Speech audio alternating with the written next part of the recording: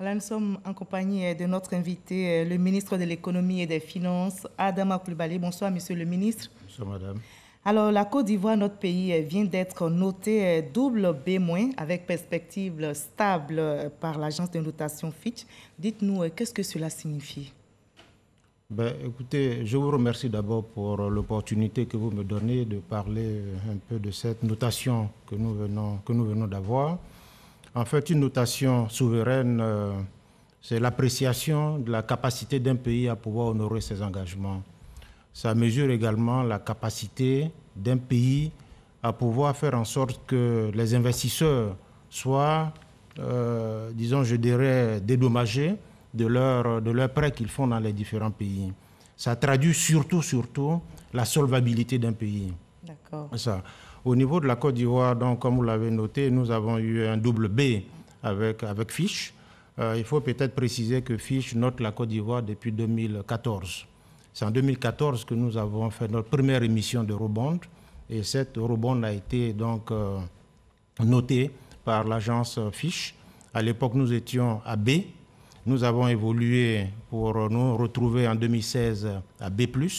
Et là, maintenant, nous avons un cran supérieur. Nous sommes arrivés à double B. Alors, qu'est-ce que cela représente sur l'échelle des notations? Double B sur l'échelle de notation, il faut d'abord dire qu'il y a 4 échelles.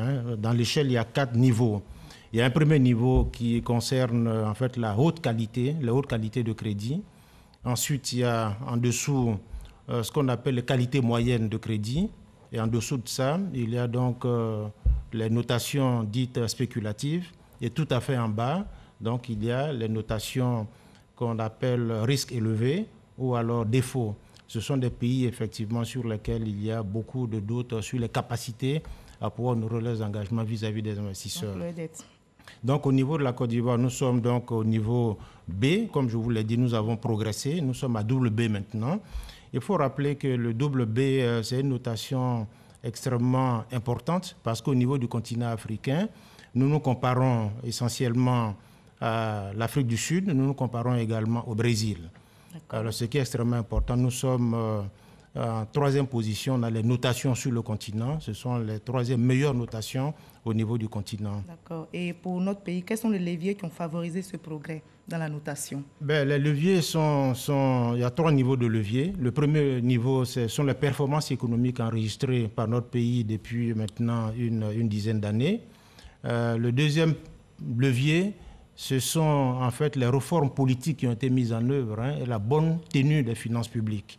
Les finances publiques sont bien gérées, mesurées en fait par le niveau de déficit budgétaire et par la bonne gestion de notre dette. D'accord. Concernant le déficit budgétaire, laissez-moi terminer là-dessus. Allez-y. Concernant le déficit budgétaire, comme vous le savez, avec la Covid l'année dernière, nous avons enregistré au niveau de la Côte d'Ivoire un niveau de déficit budgétaire qui aujourd'hui est autour de entre 5 et 6%, là où des pays industrialisés sont à 9 à 8%. C'est-à-dire que là également, il y a des efforts importants qui ont été faits pour maîtriser en fait notre déficit budgétaire.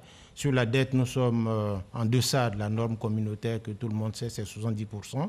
Nous sommes aujourd'hui autour de 48%. Donc, que gagne notre pays concrètement avec cette notation?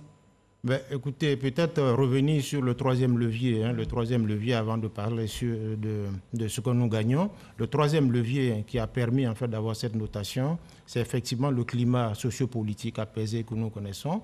Vous savez qu'il y a eu des élections législatives qui ont été organisées en mars de façon inclusive, de façon transparente et de façon juste et libre.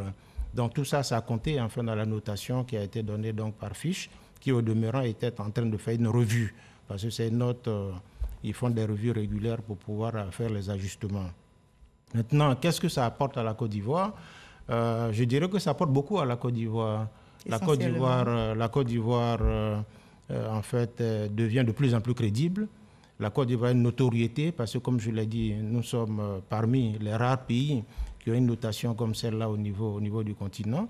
Et ce qui est important également, c'est de dire que nous allons avoir un coût de financement un peu plus bas parce que les investisseurs font confiance à la Côte d'Ivoire. Ça se traduit par cette notation. Et c'est un signal fort également en direction des investisseurs pour dire que nous allons poursuivre toutes les réformes qui ont été engagées et faire en sorte que nous puissions justement nous améliorer d'année en année. D'accord. Alors, il faut dire que la Côte d'Ivoire a également été notée par l'agence Standard & Poor's BB- et Moody's BA3. Dites-nous, que traduit la convergence de ces notes?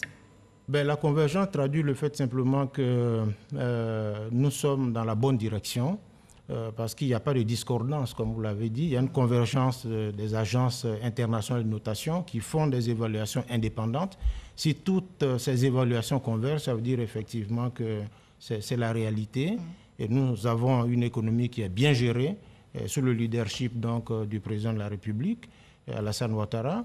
Nous avons également des réformes politiques qui sont mises en œuvre. Quand je dis politique, c'est des réformes politiques publiques qui sont mises en œuvre et les choix qui sont opérés sont bons et c'est ce qui fait qu'il y a une convergence comme ça des différents agents de notation. Et bon, vous avez mentionné tout à l'heure Standard & Poor's. Standard & Poor's, en fait, était en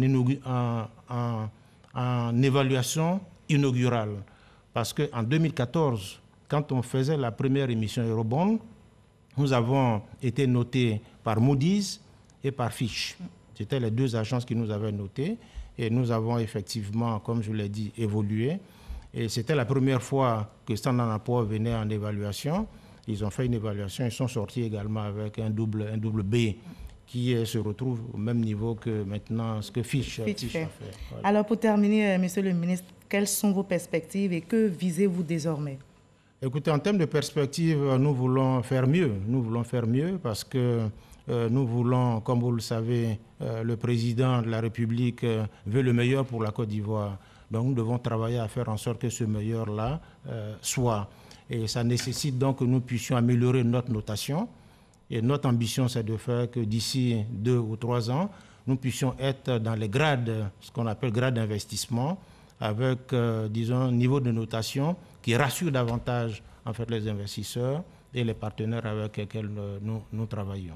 Merci, Monsieur le ministre, d'avoir répondu à nos questions. C'est moi qui vous Merci d'être passé sur ce plateau. Merci. Le comité